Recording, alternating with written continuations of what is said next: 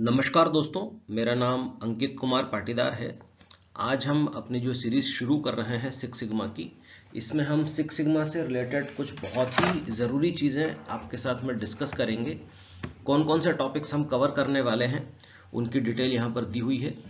आज हम सबसे पहले समझेंगे सिक्स सिग्मा क्या होता है, what is six sigma, decision making with six sigma, how to calculate six sigma level, common six sigma principle और चैलेंजेस फॉर सिक्स सिग्मा। तो आइए एक एक करके हम सारे टॉपिक्स को कवर करते हैं। अब हम समझेंगे कि हमें सिक्स सिग्मा की ज़रूरत क्यों है। आप जब भी कोई नई चीज़ सीखते हैं तो उस सीखने के साथ में आप जब तक उसका एप्लीकेशन नहीं समझेंगे तब तक आपके लिए बड़ी समस्या बनी रहती है कि आपने जो सीखा है इसका उपयोग कहाँ पे करेंगे। तो देखिए दोस्तों, हमारे आसपास कई सारी विसंगतियां हम लोग हमेशा देखते आ रहे हैं। मैं विसंगतियों का एक उदाहरण देता हूँ कि आपने देखा होगा कि बहुत सारी ट्रेनें लेट चलती हैं। आप जिन ट्रेनों के भरोसे अपना घर से निकलते हैं या जिन ट्रेनों के भरोसे आप अपने काम करते हैं, पता चलता है कि वो ट्रेनें ही लेट चल रही हैं। जापान का आपने एक उदाहरण देखा होगा कि जब जापान की ट्रेन 3 मिनट लेट हुई थी तो जापान के रेल मिनिस्टर ने ना सिर्फ माफ़ी मांगी थी पूरे देश के सामने, बल्कि जो एम्प्लॉयज़ लेट हुए थे ट्रेन लेट होने के कारण, उनके सभी कंपनीज से माफ़ी मांगी थी, उन्हें कंसिडर करने को कहा था, और जो जो एम्प्लॉयज़ 3 मिनट लेट होने के कारण, ट्रेन लेट होने के कारण जिन्हें नुकसान हुआ था, उन्हें कंपनसेट भी किया था। तो आप देख सकते हैं कि ट्रेनों को कितना ज़्यादा महत्व दिया जाता है। पर वहीं हमारे देश में अगर हम बात करें तो ट्रेनें 2-2, 3-3 घंटे बड़े आराम से लेट चल रही हैं। कई ट्रेनें हैं जो या तो अपने स्टॉपेज पे बहुत जल्दी पहुंच जाती हैं, या कई ट्रेनें हैं जो अपने स्टॉपेज पे घंटों घंटों लेट पहुंचती हैं। कुछ ट्रेनें तो ऐसा होता है कि 24-24 घंटे भी लेट पहुंचती हैं। तो ये जब इस तरह की परिस्थिति हमारे देश में हो तो इसे सुधारने के लिए एक रास्ता हमारे पास में है, सिक्स सिग्मा। इसी के साथ में कई बार हम देखते हैं कि जिस प्रोडक्ट क्वालिटी के लिए हमने किसी प्रोडक्ट को परचेस किया था, वो प्रोडक्ट की क्वालिटी हमें डिलीवर नहीं होती है, या हमने अगर सोचा था कि हमें किसी एक तरह की क्वालिटी मिलेगी, एक पर्टिकुलर तरह का आउटपुट मिलेगा, वह भी हमें हासिल नहीं हो पाता है। मैं आपको इसका एग्जांपल देता हूँ। अगर आपने अपने घर के लिए कभी कोई पंप सिलेक्ट किया हो, या अगर आप खेती किसानी करते होंगे, या आपके खेती किसानी कोई दोस्त होंगे, और अगर उनको प्रोडक्ट सिलेक्शन सही नहीं होता है तो उनकी जो रिक्वायरमेंट्स हैं वो फुलफिल नहीं होती हैं, और अल्टीमेटली जो कस्टमर है उसे सफ़र करना पड़ता है। हमारे देश में एक प्रदेश है जिसको हम बिहार के नाम से जानते हैं, जिसके बारे में कहा जाता है कि इनकी यूनिवर्सिटी में अगर आप एडमिशन ले लेते हैं तो आप कभी भी अपने जो टाइम पीरियड है उसमें आपकी एग्ज़ाम्स कंप्लीट नहीं होती हैं। एक बिहार की यूनिवर्सिटीज़ में कहा जाता है कि 3 साल का कोर्स आपका 4 साल या 5 साल में कंप्लीट होगा। तो ऐसा क्यों है? अगर हम अपने देश को आगे बढ़ाना चाहते हैं तो हमें इन विसंगतियों से बाहर निकलना होगा कि जितने समय में हमारी एग्ज़ाम्स टारगेटेड हैं उतने ही समय में वह आराम से कंप्लीट हो। ठीक है, तो अगर हम इस प्रॉब्लम से बाहर निकलना चाहते हैं तो भी हमें सिक्स सिग्मा की हेल्प लेनी होगी, या सिक्स सिग्मा यहाँ पर हमारी हेल्प कर सकता है। अभी आपने देखा होगा कि जो आपका अफ्रीका है, यहाँ पर भारत की एक कंपनी के द्वारा कुछ कफ सिरप भेजे गए जिसके कारण बच्चों की मौत हो गई। या फिर कई बार हम पेपर में पढ़ते हैं कि डॉक्टर के द्वारा गलत प्रिस्क्रिप्शन लिखे जाने के कारण जो पेशेंट्स होते हैं उन्हें सफ़र करना पड़ता है। तो ऐसा क्यों है? क्या हम इस तरह की जो समस्याएं हैं इससे बाहर नहीं आ सकते हैं? बिल्कुल आ सकते हैं। हमें केवल एक ही चीज़ करने की ज़रूरत है कि हम अपनी प्रोसेस को बेहतर से बेहतर बनाएं। जिस दिन हम अपनी प्रोसेस को बेहतर बनाना शुरू कर देंगे, उसी समय न सिर्फ हमारी प्रोसेसेस बेहतर होंगी बल्कि हमारे कस्टमर्स का जो सेटिस्फेक्शन लेवल है वह भी बढ़ेगा, और साथ ही साथ में हम अपने लोगों की बेहतर सेवा कर पाएंगे। तो आइए दोस्तों, अब ये सिक्स सिग्मा किस तरह से हमारी हेल्प करेगा ये हम अपनी अगली स्लाइड्स में समझते हैं। दोस्तों, अब हम समझते हैं कि सिक्स सिग्मा क्या होता है। देखिए, सिक्स सिग्मा एक मेथोडोलॉजी है जिसकी मदद से आप अपनी प्रोसेसेस को इम्प्रूव कर सकते हैं। देखिए, जितनी भी हमारी प्रोसेसेस हैं जिनके साथ में हम काम करते हैं, जिनके ऊपर हम काम कर रहे हैं, इनके अंदर वेरिएशन की अनंत संभावना है। हर पॉइंट्स ऐसा है, हर टच पॉइंट ऐसा है जिसके ऊपर या जिसके कारण से एक वेरिएशन आ सकता है। तो हमें क्या करना है, इस वेरिएशन को कम से कम करना है ताकि जो एक्सपेक्टेड आउटकम है वही एक्सपेक्टेड आउटकम ही प्रोड्यूस हो, वही डिलीवर हो। जैसे आप सपोज करें कि आपकी जो प्रोसेस है उसके अंदर एक वेरिएशन आ रहा है। आप एक बहुत सिंपल सा एग्जांपल लेता हूं मैं कि सपोज करें आपके घर में आप एक चाय बनाते हैं। चाय बनाने में कुछ बेसिक इंग्रेडिएंट्स लगते हैं पूरे चाय बनाने की प्रोसेस में, परंतु अगर इस प्रोसेस के अंदर हम किसी भी एक इंग्रेडिएंट की प्रपोर्शन को अगर चेंज करेंगे तो जो आउटपुट हमारा जनरेट होगा वह एक सेम क्वालिटी का नहीं होगा, और ये जो वेरिएशन है यह हमारे टेस्ट को अफेक्ट करेगा। और सीधी सी बात है, कई बार हम कहेंगे कि चीज़ अच्छी बनी है, कई बार हम चीज़ कहेंगे खराब बनी है। ये मैंने डे टू डे लाइफ का एग्जांपल दिया है। इसी तरह से अगर हमारी प्रोसेस के अंदर वेरिएशन आएगा तो हमारे मोबाइल्स, हमारे सॉफ्टवेयर्स सभी के अंदर डिफेक्ट आने की या एरर आने की संभावना बढ़ जाती है। अब हम बात करते हैं कि हमें प्रोसेस को इम्प्रूव क्यों करना है। देखिए, एक जो प्रोसेस होती है उसके अंदर जैसे जैसे वेरिएशंस आते जाते हैं, हर वेरिएशन अपने साथ में कुछ ना कुछ एरर्स की अपॉर्चुनिटी लेके आता है।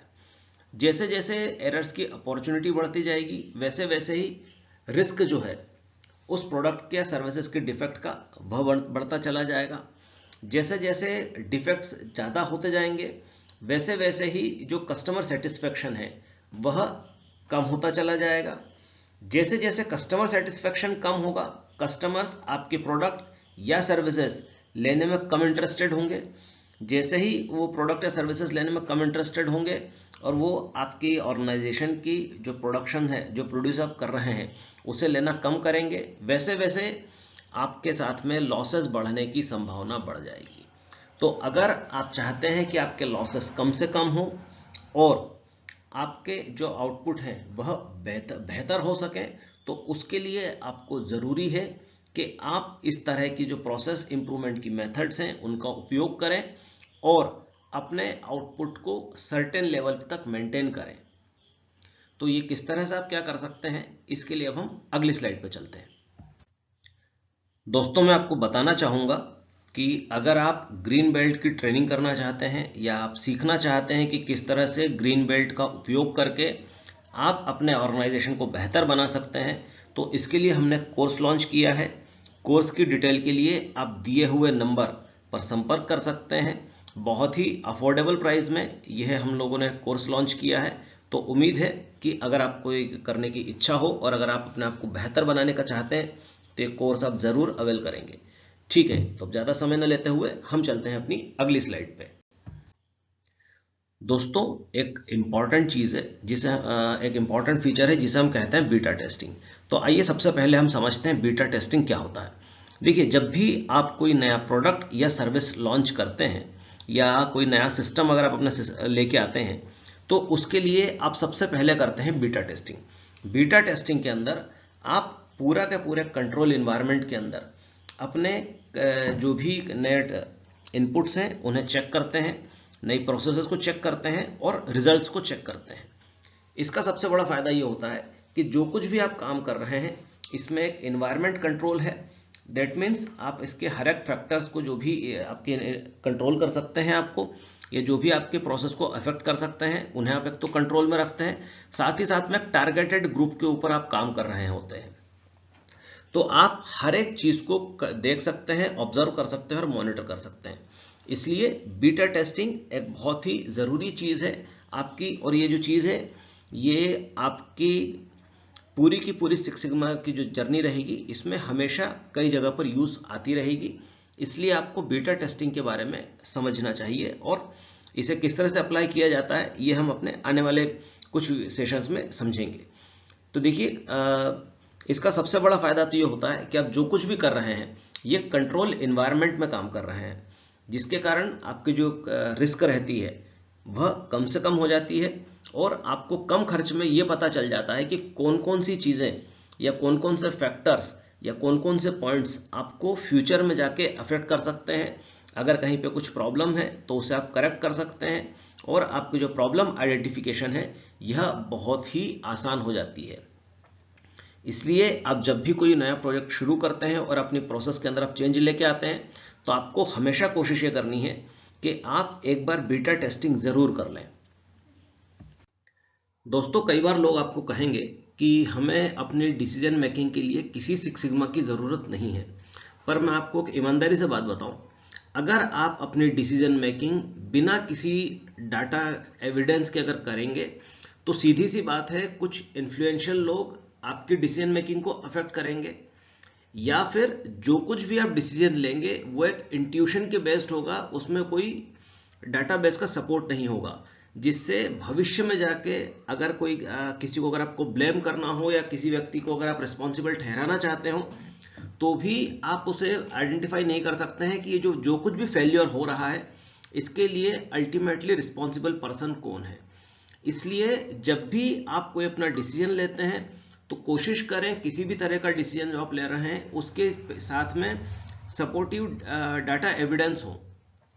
अदरवाइज क्या होगा, इन्फ्लुएंशियल पीपुल्स आपको जो है आपके डिसीजन मेकिंग को अफेक्ट करेंगे।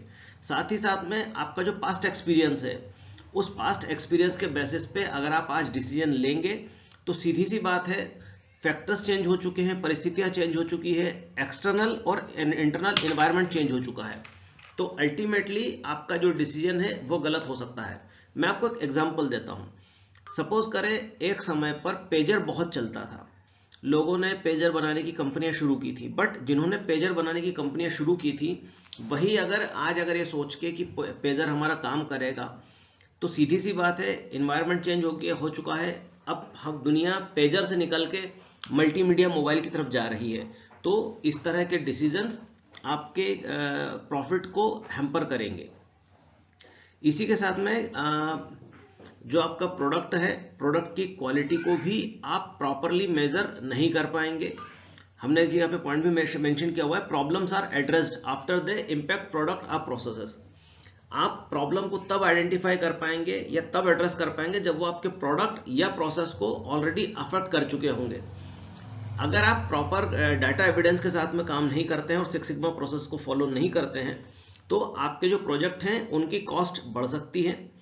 एक्सट्रोवर्ट जो टीम मेंबर्स होंगे वो इंट्रोवर्ट टीम मेंबर्स के डिसीजन मेकिंग को अफेक्ट करेंगे, क्योंकि जब कोई डाटा एविडेंस नहीं है और कोई डाटाबेस नहीं है आपके डिसीजन को सपोर्ट करने के लिए, तो सीधी सी बात है कोई भी व्यक्ति अपनी बात को आपके मोल्ड कर सकता है या किसी भी व्यक्ति को किसी भी पॉइंट के लिए कन्विंस कर सकता है। कई बार ये होता है कि आपका जो लोग हैं या आपके जो लीडर्स हैं वो डिसीजन लेते हैं, अगर फेल्योर साइड जाता है तो अपने उस जो डिसीजन है उसकी रिस्पॉन्सिबिलिटी को एक्सेप्ट नहीं करते हैं, क्योंकि हमारे पास में कोई प्रॉपर डॉक्यूमेंट नहीं था, कोई प्रोसेस नहीं था जिसके कारण हम सही व्यक्ति को आइडेंटिफाई और टेस्ट कर पाए। साथ ही साथ में जो बीटा टेस्टिंग है यह भी एक ट्रायल और एरर मेथड के अंदर कन्वर्ट हो जाती है। ट्रायल और एरर मेथड का मतलब क्या हुआ कि आप जो कुछ करेंगे इसमें कोई डाटा का एविडेंस नहीं होगा, आप अलग अलग तरह के परमुटेशन कॉम्बिनेशन खुद बनाने की कोशिश करेंगे, रिजल्ट जनरेट करने की कोशिश करेंगे। जबकि अगर आप एक प्रॉपर मेथड का यूज करते हैं तो हो सकता है कि आपके जो भी टेस्टिंग होगी ये ट्रायल और एरर की बजाय एक प्रॉपर एविडेंस पे होगी और आप उन सभी पॉइंट्स को कवर करने की या ध्यान रखने की कोशिश करेंगे, जिससे बीटा टेस्टिंग का आपका जो खर्च है वो कम से कम हो। इसलिए डिसीजन मेकिंग अगर आप बिना सिक्स सिग्मा की प्रोसेस को करते हैं तो बहुत ही ज्यादा कॉस्टली अफेयर हो सकता है।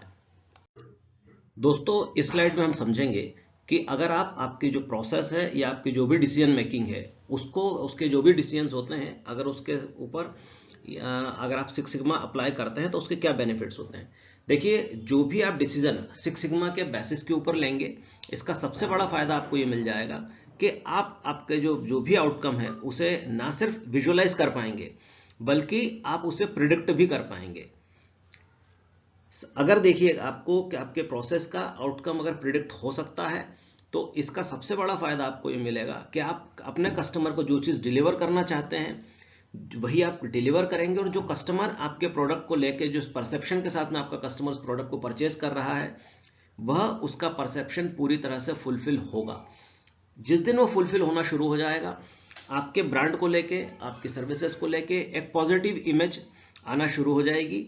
यही पॉजिटिव इमेज आपकी जो फाइनेंशियल रिस्क है उस फाइनेंशियल रिस्क को कम करेगी, मार्केट के अंदर आपकी रिच बढ़ाएगी। साथ ही साथ में प्रॉब्लम्स को आइडेंटिफाई करना, बहुत पहले आइडेंटिफाई कर लेना, वह आप आसानी से कर पाएंगे।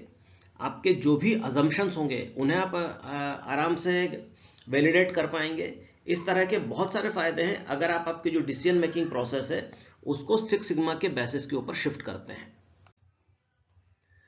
दोस्तों, इस स्लाइड में हम समझेंगे कि जो डिसीजन मेकिंग है ये बेसिकली दो तरह से होती है। पहला होता है इंट्यूशन बेस्ड और दूसरा होता है बेस्ड ऑन डाटा। देखिए, हम ये नहीं कह रहे हैं कि इंट्यूशन बेस्ड या एक्सपीरियंस जो भी डिसीजन होते हैं ये गलत होते हैं, बट हमारा सिर्फ इतना सा कहना है कि अगर इंट्यूशन बेस्ड आप कोई डिसीजन या एक्सपीरियंस बेस्ड कोई अगर आप डिसीजन लेते हैं और उसके साथ में अगर आपका जो डाटा है ये अगर मिल जाता है तो इन्हें न सिर्फ एक मिरेकल कर सकता है, बल्कि आप जो कुछ भी करेंगे उसके साथ में, आपके डिसीजन के साथ में एक एज ए एविडेंस की तरह काम करेगा। और आपके जो भी आने वाला भविष्य है, जो लोग भी आपको रेफर कर रहे हैं, उनके लिए एक तरह से माइलस्टोन या डायरेक्शनल स्टोन की तरह काम करेगा।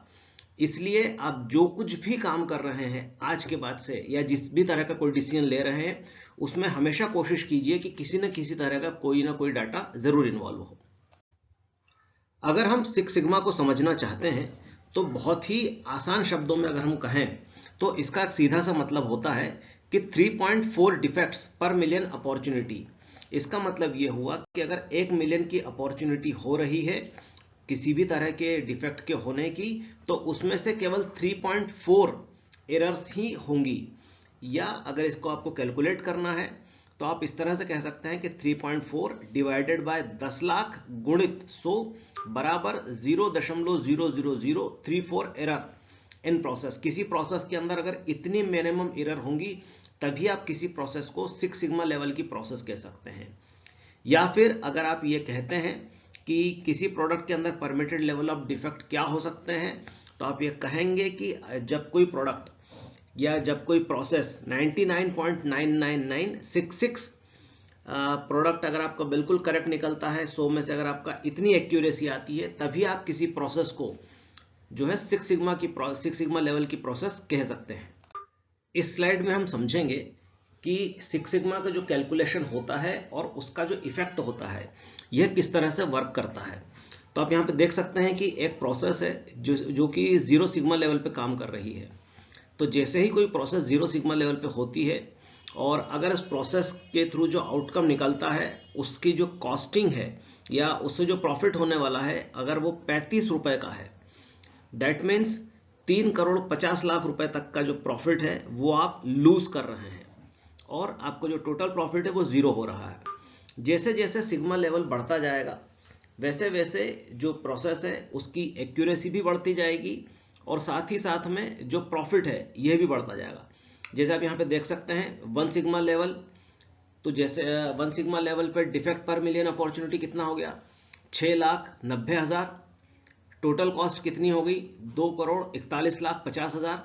और जो प्रॉफिट है अब ये बढ़ के 0 से कितने पे पहुंच गया है, 1,08,50,000। वहीं अगर आप 2 सिग्मा लेवल पे हैं तो आपकी जो डिफेक्ट पर मिलियन अपॉर्चुनिटी है ये कितनी हो गई है, 3,08,000। आपका जो टोटल कॉस्ट है ये हो जाएगी 1,07,80,000 और जो टोटल प्रॉफिट है ये हो जाएगा 2,42,20,000। 3 सिग्मा लेवल पे 66,800, 23,38,000 और जो प्रॉफिट है ये बढ़ के हो जाएगा 3,26,000, 3,26,62,000। इसी तरह से जैसे जैसे आप सिग्मा लेवल प्रोसेस का बढ़ाते जाएंगे और आप देखेंगे तो सिग्मा लेवल कितना हो गया, 6 सिग्मा पे जब हम देखेंगे तो डिफेक्ट पर मिलियन अपॉर्चुनिटी 3.4, टोटल कॉस्ट कितनी होगी 119 और जो टोटल प्रॉफिट है ये कितना हो सकता है 3,49,99,841 रुपए। दैट मीन्स जैसे जैसे आपकी प्रोसेस की सिग्मा लेवल बढ़ता जाता है वैसे वैसे आपकी जो टोटल कॉस्ट है ये कम होती जाती है और जो टोटल प्रॉफिट है ये धीरे धीरे करके बढ़ना शुरू होता है। तो दोस्तों आप देख सकते हैं कि सिग्मा लेवल का कितना ज़्यादा इंपॉर्टेंस है। दोस्तों इस स्लाइड में हम समझेंगे कि किस तरह से आप किसी भी प्रोसेस का सिग्मा लेवल कैलकुलेट कर सकते हैं। तो देखिए, सिग्मा लेवल को कैलकुलेट करने का फॉर्मूला बहुत ही आसान है। यील्ड, कितना उत्पादन होगा, equal to number of opportunities, कितनी एरर की नंबर ऑफ अपॉर्चुनिटीज थी, माइनस नंबर ऑफ डिफेक्ट्स, कितने नंबर ऑफ डिफेक्ट्स जनरेट हुए हैं, divided by number of opportunities, मतलब कितनी जो अपॉर्चुनिटीज थी एरर होने की वो उसको आप यहाँ से इससे डिवाइड करेंगे और जो वैल्यू है इसे 100 से मल्टीप्लाई करेंगे। अब आप देख सकते हैं कि ये जो यील्ड है, यील्ड की वैल्यू जैसे जैसे कम होती जा रही है वैसे वैसे डिफेक्ट पर मिलियन अपॉर्चुनिटी भी बढ़ती जा रही है। साथ ही साथ में जो सिग्मा लेवल है यह भी कम होता जा रहा है। इसमें 4.3 से लेके जो सिग्मा लेवल है ये कम होता होता 3.9 लेवल तक पहुंच गया है। अच्छा, यहाँ पे एक वर्ड आप देख रहे होंगे डीपीएमओ। डीपीएमओ को याद रखिएगा, डीपीएमओ का फुल फॉर्म होता है डिफेक्ट पर मिलियन अपॉर्चुनिटी। दोस्तों इस स्लाइड में हम समझेंगे कि जो सिक्स सिग्मा लेवल है यह एक फाइनल इंडिकेटर नहीं है। हम ये बात इसलिए कह रहे हैं क्योंकि कई बार लोग आपस में जो अलग अलग प्रोसेस हैं उन हर प्रोसेस की अलग अलग सिग्मा लेवल को लेकर डिसीजन क्रिएट करने की कोशिश करते हैं और ये सोचते हैं कि किसी प्रोसेस की सिग्मा लेवल कम है मतलब वो खराब है और सबसे पहले उसे ही इम्प्रूव करना है। जबकि असलियत ये होती है कि हर प्रोसेस का अलग अलग सिग्मा लेवल होता है और आपको सबसे पहले किस प्रोसेस को पिक करना है यह डिपेंड करता है आपके प्रोडक्ट और आपके कस्टमर की रिक्वायरमेंट के ऊपर। हो सकता है कि आप कुछ प्रोडक्ट को, कुछ प्रोसेस को पहले पिक करें उन्हें इम्प्रूव करने के लिए जो कि बहुत ज़्यादा इफेक्ट डालती हो आपके कस्टमर के सेटिस्फेक्शन लेवल के लिए, और कुछ ऐसी प्रोसेस हो सकती हैं जिनका सिग्मा लेवल कम भी होगा तो भी उन्हें आप देर से पिक कर सकते हैं। जैसे यहाँ पे हमने एक प्रोसेस दी हुई है, ये एक कंपनी है जो कि फूड आइटम्स को डिलीवर करती है। इसमें आप देख सकते हैं कि इसकी जो प्रोसेस है, एक प्रोसेस के अंदर हम फूड आइटम्स के साथ में डेकोरेटिव अटैचमेंट की बात कर रहे हैं, दूसरा एक प्रोसेस है पैकेजिंग, प्रोडक्ट किस तरह पैकेज किया जाना है उसके ऊपर, और तीसरा है शिपिंग ऑफ द प्रोडक्ट। तो आप जानते हैं कि जो अगर फूड आइटम्स के केस में हम बात करें तो सबसे ज़्यादा ज़रूरी है उसकी पैकेजिंग। अगर किसी भी फूड आइटम की प्रॉपर पैकेजिंग नहीं होगी तो वह ना तो अपने कस्टमर तक फ्रेश डिलीवर होगा और ना ही कस्टमर उस प्रोडक्ट से सेटिस्फाई होगा। तो यहाँ पे इस प्रोडक्ट इस जो प्रोसेस है इसका सिग्मा लेवल 3.1 है। वहीं जो दूसरी प्रोसेस को अगर हम कंपेयर करते हैं तो उनका सिग्मा लेवल 2.2 और 4.3 है। फिर भी सबसे ज़्यादा जो एक्सपेंसिव और सबसे ज़्यादा ज़रूरी एरर है जिसे सबसे पहले रिजॉल्व करने की ज़रूरत है वह है 3.1।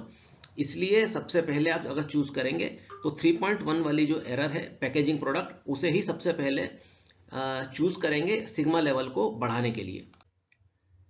दोस्तों जो सिग्मा लेवल है ये फाइनल इंडिकेटर नहीं है, ये हम प्रीवियस स्लाइड में आपको शो कर चुके हैं। इसलिए कुछ चीज़ें आप हमेशा ध्यान रखें, ये केवल एक हाई लेवल लुक देता है किसी भी प्रोसेस की परफॉर्मेंस के बारे में। इसके बाद में जब आप लेटर अगर आप उसको एनालाइज करेंगे तभी आपको समझ में आएगा कि अब आपको किस प्रोसेस को पहले इंप्रूव करना है किसे बाद में। आप सिर्फ अलग अलग प्रोसेसेस की सिग्मा लेवल को कंपेयर करके कभी भी ये डिसाइड नहीं कर सकते कि किस प्रोसेस को आपको सबसे पहले इंप्रूव करना है और किस प्रोसेस को सबसे बाद में। एक और ज़रूरी बात है कि सिक्स सिग्मा जो प्रोसेस इंप्रूवमेंट की जो प्रोसेस है ये वन शॉट प्रोसेस नहीं है कि आप इसे केवल एक बार अप्लाई कर दें और आपका काम हो गया। जैसे जैसे आपके इंटरनल या एक्सटर्नल एनवायरनमेंट में चेंजेस आते जाएंगे वैसे वैसे आप अपनी प्रोसेस को ना सिर्फ इम्प्रूव करेंगे बल्कि आप अपनी प्रोसेसेस के हिसाब से, हो सकता है कि आपकी जो प्रोसेस नई चेंज होगी या कस्टमर की रिक्वायरमेंट चेंज होगी, आपका जो सिग्मा लेवल है वो डाउन हो जाएगा। आपको उसे फिर से अप करने के लिए फिर से सिक्स सिग्मा का जो प्रोजेक्ट है उसे रन करना पड़ेगा। इसलिए सिक्स सिग्मा की जितने भी एक्टिविटीज़ हैं ये कंटिन्यूस प्रोसेस है, ये एक वन शॉट प्रोसेस नहीं है। आप जब भी सिक्स सिग्मा का प्रोजेक्ट चुनें इस बात को अपने दिमाग में हमेशा रखिएगा। इस स्लाइड में हम कुछ कॉमन सिक्स सिग्मा प्रिंसिपल के बारे में बात करेंगे। दोस्तों आप किसी भी तरह का कोई भी सिक्स सिग्मा का प्रोजेक्ट उठा लीजिए काम करने के लिए, वह तब तक उपयोगी नहीं है जब तक हम कस्टमर को सेंटर में नहीं रखेंगे, क्योंकि कस्टमर इज द किंग। इसलिए जो कुछ भी आप चेंजेस करेंगे या जो कुछ भी अपडेशन करेंगे उसमें आपको हमेशा कस्टमर को ध्यान में रख के ही काम करना है। आप ये नहीं कह सकते या आप ये नहीं कर सकते कि आपने सिर्फ किसी प्रोसेस को देखा, सिग्मा लेवल कम महसूस किया और आपने उसके सिग्मा लेवल को इंप्रूव करने के लिए काम शुरू कर दिया। ऐसा कभी भी नहीं होगा। कस्टमर फोकस्ड जब तक आप अप्रोच नहीं रखेंगे, सिक्स सिग्मा के जो प्रोजेक्ट्स हैं ये आपको बेनिफिट नहीं देंगे। साथ ही साथ में आपको जो वैल्यू स्ट्रीम है उसका भी ध्यान रखना है। वैल्यू स्ट्रीम का मतलब ये हुआ कि आपको ना सिर्फ अपनी प्रोसेस इंप्रूव करनी है, बल्कि साथ ही साथ में आपके जितने भी स्टेक होल्डर्स या दूसरे जो पार्टनर्स हैं जो आपको सप्लाई देते हैं, उन सभी की भी आपको प्रोसेस इंप्रूव करनी होगी। जो पूरी वैल्यू स्ट्रीम चेन है उसे इंप्रूव करना होगा। अगर आप उसे इंप्रूव नहीं करेंगे तो यकीन मानिए आप जो ऑर्गेनाइजेशन है ये पूरी तरह से जो है सिक्स सिग्मा के ऑब्जेक्टिव्स, जो कस्टमर सेटिस्फेक्शन है, उसे हासिल नहीं कर पाएगा। एक और ज़रूरी बात कि एक कंटिन्यूस इंप्रूवमेंट प्रोसेस है। ये आप ऐसा नहीं कह सकते हैं कि आपने एक बार इसे कर लिया और काम खत्म हो गया। ये आपको कंटिन्यू करते रहना पड़ेगा जब तक कि आप लीडरशिप पोजीशन मार्केट के अंदर हासिल ना कर लें, और साथ ही साथ में आपका जो कस्टमर है यह आपके साथ में हमेशा बना ना रहे। आपको जब भी आप सिक्स सिग्मा का प्रोजेक्ट रन करेंगे, आपको एक चीज़ का ध्यान रखना है कि सिक्स सिग्मा के प्रोसेस के अंदर आपको वेरिएशंस जो हैं, प्रोसेस के अंदर जितने भी तरह का वेरिएशंस है उसे कम से कम करना है। जो वेस्ट है, हम वेस्ट के बारे में आगे काफ़ी डिटेल में चर्चा करेंगे, बट आपको ये ध्यान रखना है कि आपको वेस्ट को मिनिमाइज करना है। आपके जो भी टीम मेंबर्स होंगे उन्हें आप प्रॉपरली इक्विप्ड करेंगे ताकि वो उस प्रोसेस के ऊपर काम कर सकें, उस प्रोसेस के ऊपर पूरी कंट्रोलिंग लेके आ सकें, और जो स्टैंडर्ड्स या जो पैरामीटर्स आपने सेट किए हुए हैं उन्हीं के ऊपर आपके टीम मेंबर्स काम कर सकें। दोस्तों, अब हम बात करेंगे सिक्स सिग्मा के चैलेंजेस के बारे में। तो जो भी टीम या ऑर्गेनाइजेशन सिक्स सिग्मा को अप्लाई करना चाहते हैं उनके साथ में कौन कौन से चैलेंजेस आते हैं या उन्हें चैलेंजेस झेलना पड़ते हैं, अब हम उनके बारे में बात करेंगे। तो सबसे पहली बात तो कि जो छोटे या मिड साइज के जो ऑर्गेनाइजेशंस होते हैं यह सिक्स सिग्मा की प्रैक्टिसेस को हमेशा अवॉइड करते हैं, जबकि असलियत ये है कि सिक्स सिग्मा के जो रिक्वायरमेंट है ये सिर्फ बड़े ऑर्गेनाइजेशंस को ही नहीं है, जो स्मॉल साइज के जो ऑर्गेनाइजेशंस होते हैं उन्हें भी सिक्स सिग्मा की उतनी ही ज़रूरत होती है। साथ ही साथ में जो ऑर्गेनाइजेशंस रहते हैं उन्हें सपोर्ट का भी इशू रहता है। कई बार टॉप मैनेजमेंट सपोर्ट नहीं करता है। देखिए, जो सिक्स सिग्मा है ये टॉप टू बॉटम चलने वाली अप्रोच है। तो चूंकि जब तक आपको टॉप मैनेजमेंट सपोर्ट नहीं करेगा तब तक आप सिक्स सिग्मा की जो अप्रोच है या जो सिक्स सिग्मा के जो रिजल्ट्स हैं उन्हें हासिल नहीं कर पाएंगे। इसलिए टॉप मैनेजमेंट का सपोर्ट बहुत ही ज़्यादा ज़रूरी है। दूसरी बात, एक और जो चैलेंजेस महसूस किया जाता है वो होता है लैक ऑफ रिसोर्सेज। कई बार ऑर्गेनाइजेशन के पास में उतना रिसोर्स अवेलेबल नहीं होता है कि वो आराम से अपने सिक्स सिग्मा के प्रोजेक्ट को एग्जीक्यूट कर सके। देखिए, सिक्स सिग्मा के किसी भी प्रोजेक्ट को रन करने के लिए हमें कई तरह के एक्सपर्ट्स की ज़रूरत होती है, जिनके पास में अलग अलग बेल्ट ग्रेडिंग होती है। जैसे आपको व्हाइट बेल्ट भी एक्सपर्ट भी चाहिए, येलो बेल्ट भी चाहिए, ग्रीन बेल्ट भी चाहिए, ब्लैक बेल्ट भी चाहिए और मास्टर ब्लैक बेल्ट भी चाहिए। तो अगर ये लोग नहीं हैं तो इस तरह के जो रिसोर्सेज अगर आपके पास में नहीं है, ह्यूमन रिसोर्स, तो आपको सिक्स सिग्मा के प्रोजेक्ट को रन करने में तकलीफ आ सकती है। साथ ही साथ में अगर लैक ऑफ नॉलेज है, एक्सपीरियंस टीम नहीं है, तो भी प्रॉब्लम आती है। Poor execution of project. देखिए, कोई भी प्रोजेक्ट अगर उसे प्रॉपरली एग्जीक्यूट नहीं किया जाएगा, हर स्टेप को फॉलो नहीं किया जाएगा, तो डेफिनेट सी बात है कि जो आप रिजल्ट चाहते हैं वो एंड रिजल्ट आपको नहीं मिल पाएगा। साथ ही साथ में inconsistent access to valid statistical data. देखिए, सिक्स सिग्मा की जो भी पूरी प्रोसेस है ये पूरी तरह से डाटा के ऊपर बेस्ड है। अगर डाटा को आपको जनरेट करने की अपॉर्चुनिटी ना मिले, साथ ही साथ में जो एग्जिस्टिंग डाटा है अगर उसे आप एक्सेस नहीं कर पाएँ, तो भी आप सिक्स सिग्मा के प्रोजेक्ट को पूरी तरह से अप्लाई नहीं कर पाएंगे या पूरी तरह से उसका बेनिफिट नहीं ले पाएंगे। Concern about using the methodology in new industries. देखिए, हम सभी जानते हैं कि सिक्स सिग्मा का जो जनरेशन हुआ है, जो ये शुरुआत हुई है, ये हुई है मैन्युफैक्चरिंग इंडस्ट्री में, परंतु इसके जो एप्लीकेशन है दूसरी बहुत सारी इंडस्ट्रीज में हो सकती हैं। आईटी इंडस्ट्री में आप ले लीजिए, मैन्युफैक्चरिंग तो है ही, सर्विस इंडस्ट्री है, टेलीफोन इंडस्ट्री है, या और भी किसी तरह की इंडस्ट्री जो है, हर इंडस्ट्री में हो सकता है। बट उसके हिसाब से, हर इंडस्ट्री के हिसाब से हमें कुछ ना कुछ प्रोसेस के अंदर चेंज लेके आना पड़ेगा।